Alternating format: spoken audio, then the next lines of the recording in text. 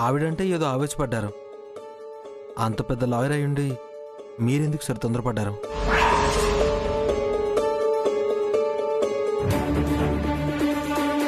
బాగానే మేనేజ్ చేస్తున్నారు. I'm sorry, తొందరపడకుండా ఉండాల్సిందే. పిల్లలు చెప్పింది విని మిస్అండర్స్టాండ్ చేసుకున్నాను. భగవంతుడా, గండం కట్టెక్కించావు తండ్రి. ఇప్పటికైనా రియలైజ్ అయ్యారా లేక ఇంకేమైనా డౌట్స్ ఉన్నాయా పిన్ని? మీరు చెప్పేది నాకు నమ్మబుద్ధి కావట్లేదు. ఏదో మేనేజ్ చేసి కవర్ చేసినట్టుంది. ఈవిడ బాగానే గెస్ చేసింది. చాలే కాపు, ఇంకా అనుమానం నీకు? ఇంటికొచ్చిన అతిథుల ముందు నా పరువు తీసేసావు. నీ మాటలు విని నేను తలదించుకోవాల్సి వస్తుంది. అయ్యో, మీరు మరోలా ఫీల్ అవ్వకండి సార్. మేమేం అనుకోలేదు. ఇలాంటి పొరపాట్లు జరగడం సహజమే. ఇక మేము బయలుదేరుతాం.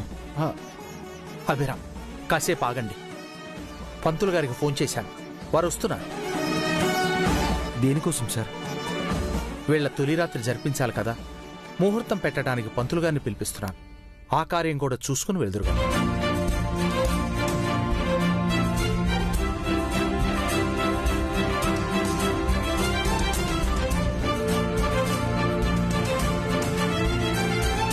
మంచి విషయం చెప్పారండి.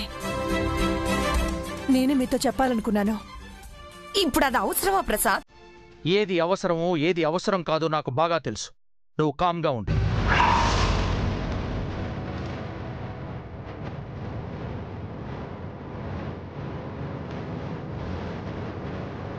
అభిరామ్, మీరు ఉంటున్నారు కదా? కార్యం అయ్యే వరకు ఉంటాం సార్. Thank you.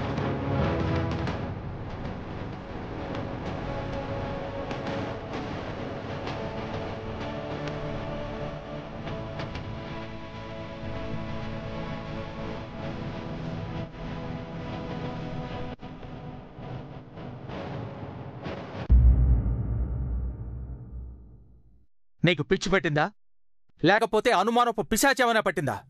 ఎందుకు బుద్ధి లేకుండా ప్రవర్తిస్తున్నావు? నాకే బుద్ధి లేదంటావా ప్రసాద్? నన్నే తిడుతున్నావా? నువ్వు చేసిన పనికి నిన్ను తిట్టడం కాదు, నీ 2 చెంపలు వాయించాలి. నీ మీద అంత కోపం వస్తుంది.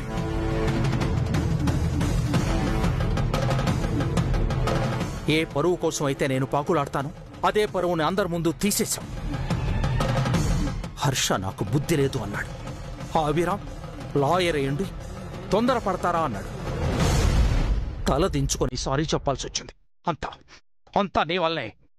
అది కాదు ప్రసాద్, ఆ పిల్లలు. నార్మల్ చేసిన వెదవ పని చాలక ఇంకా సమర్థించుకోవాలనుకుంటున్నావా? నువ్వు ఇంకొకసారి మంగ దివ్య కూతురు అని అన్నావు, నాలుక చీరేస్తాను. సరైన సాక్ష్యం లేకుండా నన్ను దోషిని చేశావు. ఆ పిల్లల మాటలు విని నన్ను ఫూల్ని చేశావు. మళ్ళీ ఇది రిపీట్ చేశావు, ఆ సుమిత్రను కాదు నిన్ను గెంటేస్తానింట్లోంచి.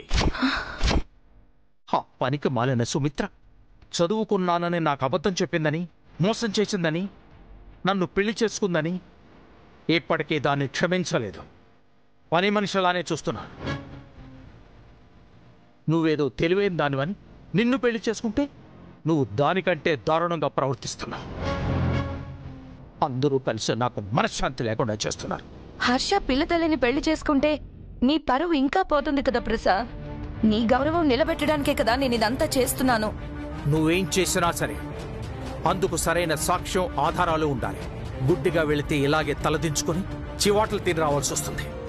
ఎవరెవరితోనో మాటలు పడాల్సి వస్తుంది.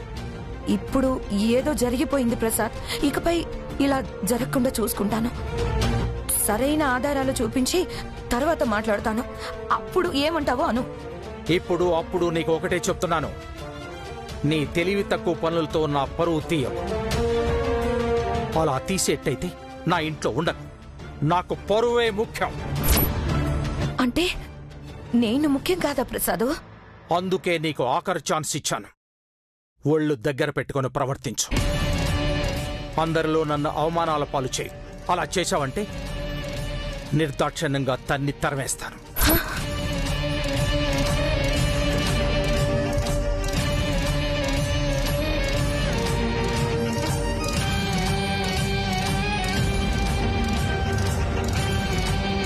ప్రసాద్ ఎంత కోపం చూపిస్తున్నాడు.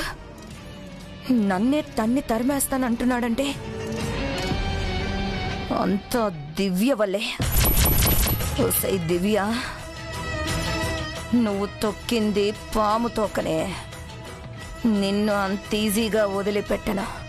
నీ అంతు చూస్తానే. ఈ భువనేశ్వరి అంటే ఏంటో చూపిస్తాను.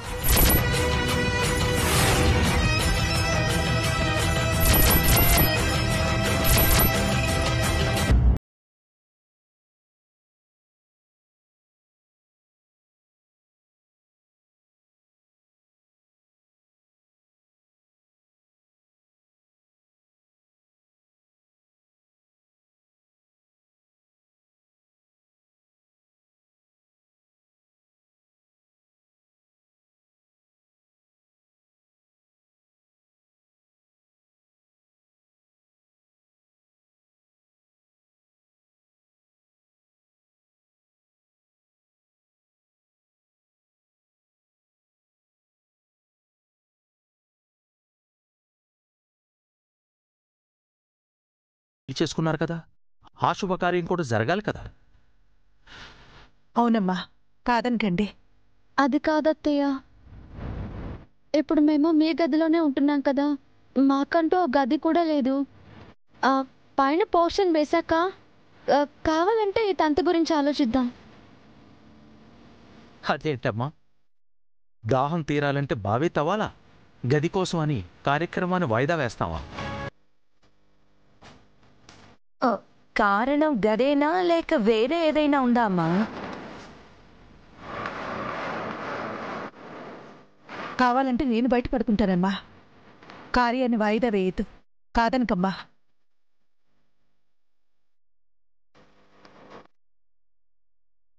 వెళ్ళి మీ జాతకాలు తీసుకురండి.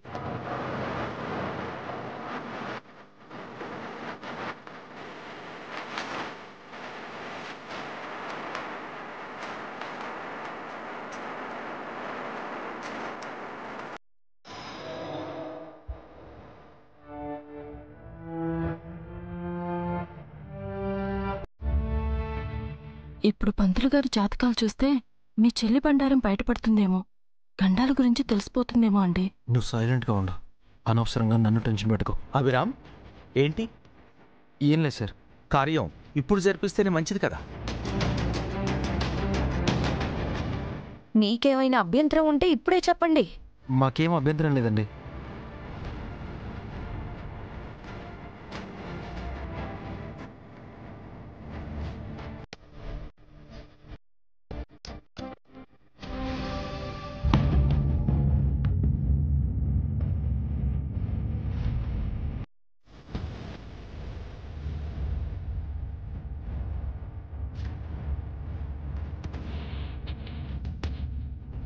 ఈ జాతకాలవి చూడకుండా ముహూర్తం పెట్టడం కుదరదా? మీరు ఏ ముహూర్తంలో పెళ్లి చేసుకున్నారో కనీసం ఈ కార్యానికైనా మంచి ముహూర్తం పెట్టాలి కదా.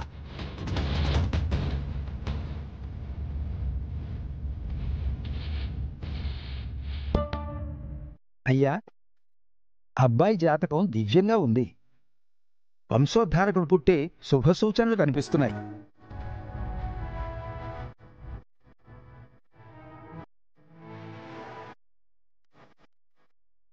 అంటే నాకు మనవడు పుడతాడనమాట.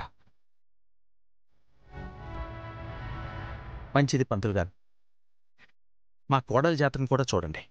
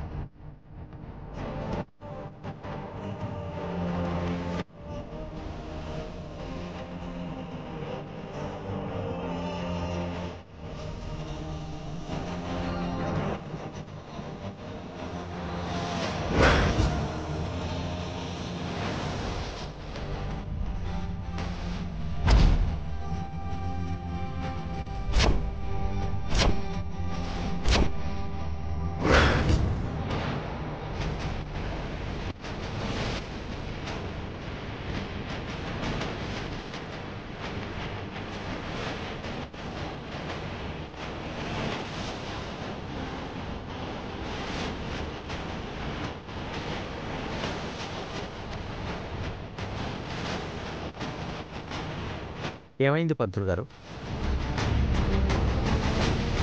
నిజం తెలిసిపోయిందనుకుంటా. నువ్వు కామ్గా ఉండు.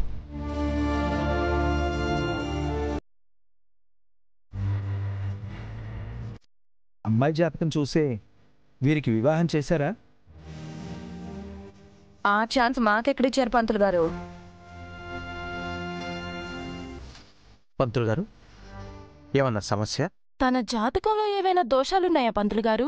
మొదటి భర్తకు గండవని, శాపం అది ఇది అని ఏమైనా ఉన్నాయా?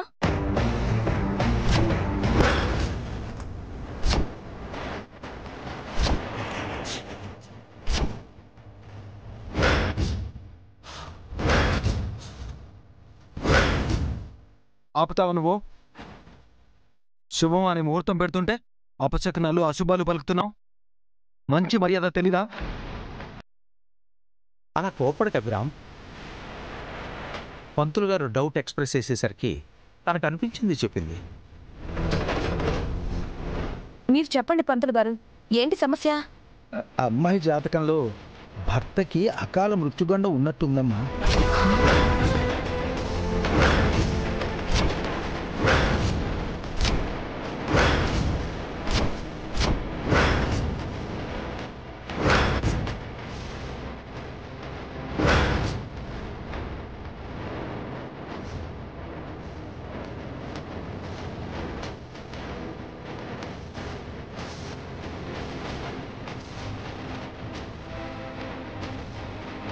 ఏమంటున్నారు పంతులు గారు? ఇంకా అర్థం కాలేదా ప్రసాదు? ఈ అమ్మాయిని కట్టుకున్నందుకు హర్షబాబుకి ప్రాణగండం ఉందట.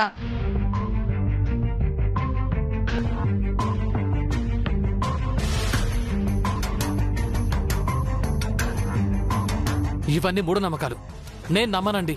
అయినా నా గురించి నా జాతకంలో రాసుండాలి గాని తన జాతకంలో ఎలా ఉంటుంది? పంతులు గారు మీరు అబద్ధం చెప్తున్నారు. లేదు బాబు, జాతకం చూసే చెప్తున్నాను. అయినా సరే నేను నమ్మను. నా కోసం తనను నిందిస్తే నేను ఒప్పుకోను.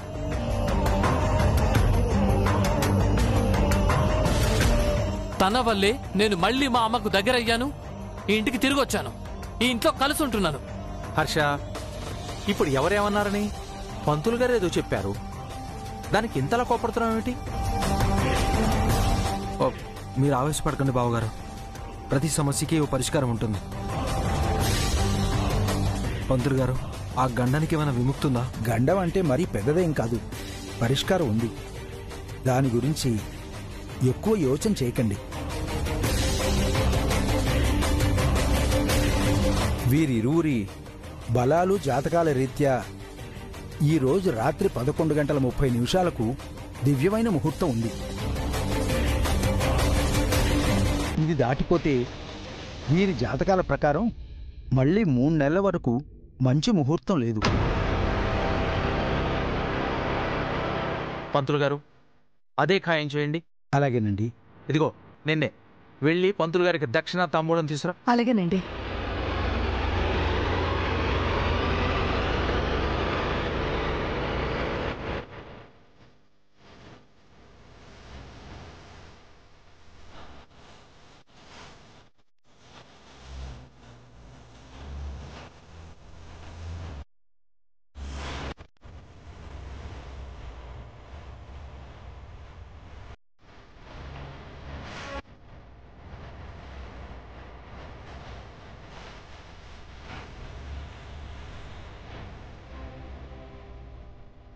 ఉంటానండి. నమస్కారం. ఉంటానమ్మా.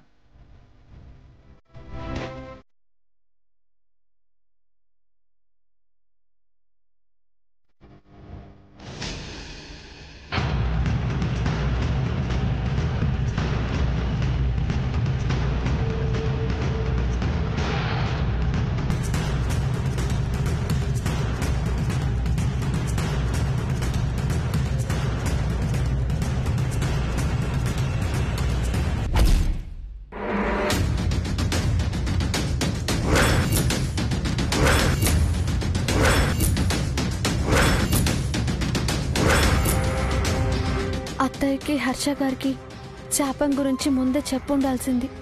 చెప్పకుండా తప్పు చేసి ఇప్పుడు వాళ్ళని బాధ పెడుతున్నాను.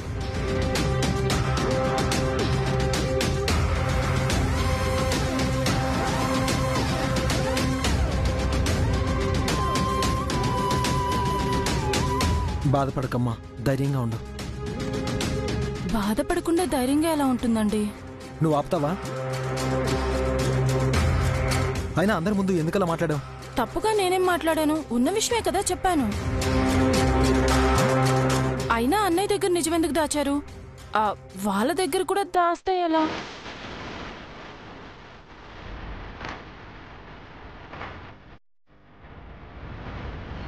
నిజమేంటమ్మా? ఏం లేదు అత్తయ్య, తన ఊరికి ఏదో అంటుంది. వద్దన్నయ్య, చెప్పేద్దాం. పంతులు గారు చెప్పినట్టు ప్రమాదం దాగుందన్నయ్య.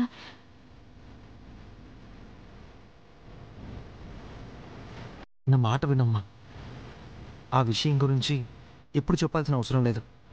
తను చెప్తా అంటుంది కదా, చెప్పనివ్వండి. అవునన్నయ్య, ఇప్పుడే చెప్పాలి. ఏం చెప్తారండి? మీ వంశానికి శాపం ఉందని చెప్తారా?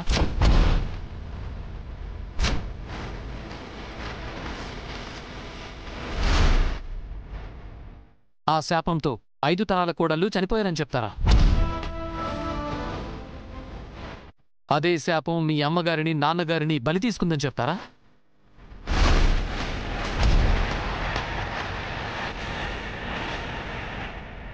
ఆ శాపంతో మీ మొదటి భర్త చనిపోయాడని చెప్తారా?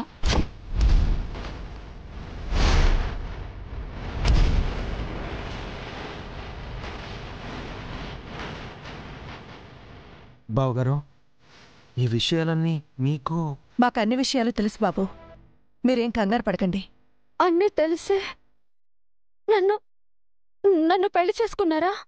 మన పెళ్లి ఎందుకు ఎలా జరిగిందో మీకు తెలుసు. మిగతా విషయాల గురించి నాకు బెంగలేదు. అవునమ్మా, అందరి తలరాతల్ని నిర్ణయించేది ఆ దేవుడు. ఆయన ఎలా అనుకుంటే అలా జరుగుతుంది తప్ప మనం అనుకుంటే జరగదు, మనం ఆపితే ఆగదు. ఏది మన చేతుల్లో లేదమ్మా. చూడండి దివ్య గారు, మీ మొదటి భర్త శాపం వల్ల చనిపోయాడో మరో కారణం వల్ల చనిపోయాడో మాకు తెలీదు. నేనేం చావుకు భయపడ్ను. మీరేమీ నన్ను మోసం చేయలేదు, నాకంతా తెలుసు.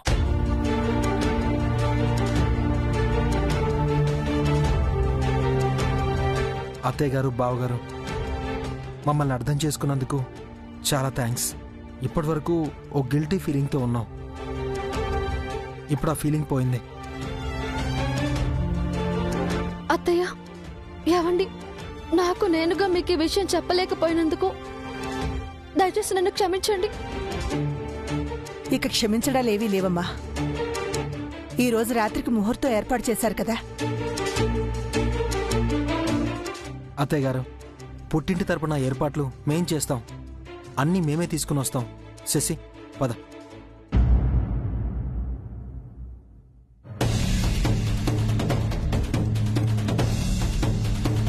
అత్తయ్య, ఒక చిన్న రిక్వెస్ట్. ఏంటమ్మా? ఇప్పుడు ఈ తొలి రాత్రిని మేం కొన్నాళ్ళు వాయిదా వేద్దాం అనుకున్నాము. ఎందుకమ్మా? ఎందుకో చెబితే కానీ అర్థం చేసుకోవా అమ్మా? మేం పెళ్లి చేసుకునేది మంగ కోసం కానీ మా కోసం కాదు. ఎవరికోసం పెళ్లి చేసుకున్నా ఇప్పుడు మీరు భార్యాభర్తలు. మీ మధ్య జరగాల్సిన కార్యం జరగాలి. అమ్మ, నువ్వు చెప్తే వినవా? అసలు అర్థం చేసుకోవా? మీరు నన్ను అర్థం చేసుకోండి. మీ విషయంలో ఆయన చాలా సంతోషంగా ఉన్నారు. పంతులు గారు వంశోద్ధారకుడు పుడతాడనేసరికి మనోడు పుడతాడని ఆయన చాలా సంతోషపడుతున్నారు. ఆయనకి మగపిల్లలంటే చాలా ఇష్టం. మీకు అబ్బాయి పుడితే మిమ్మల్ని పువ్వుల్లో పెట్టి చూసుకుంటారు, మీతో ఆనందంగా కలిసిపోతారు. ఎంతసేపు మీ ఆయన గురించే తప్ప మా గురించి అసలు ఆలోచించవా? మీ గురించే కదరా ఆలోచిస్తున్నాను. మీరు ఆయన కలిసిపోవాలనే కదా నా తపన. నీకెంత చెప్పినా అర్థం కాదమ్మా. ఛ!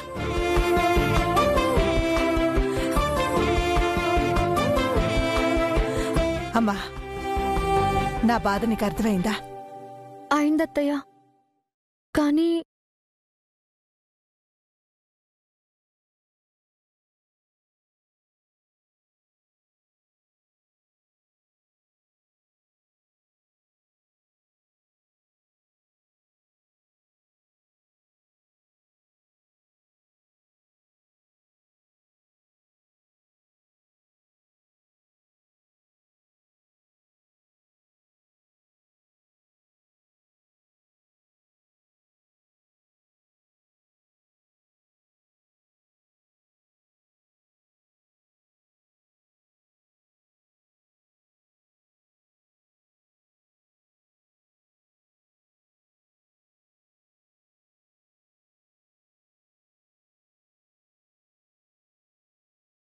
మేం భార్యాభర్తలుగా దగ్గరవటానికి ఇంకొంచెం టైం పడుతుంది.